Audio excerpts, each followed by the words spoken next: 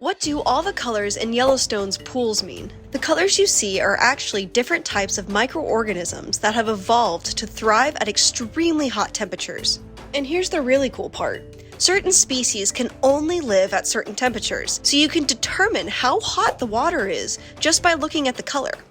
For example, a species of bacteria that happens to be yellow loves to live at temperatures of 160 degrees Fahrenheit. So when you see the yellow, you know the water is around that temperature. Now, the blue color works a little differently. The hottest color is the blue, which is around 190 degrees Fahrenheit, and it's so hot here that there aren't really any bacteria that can survive.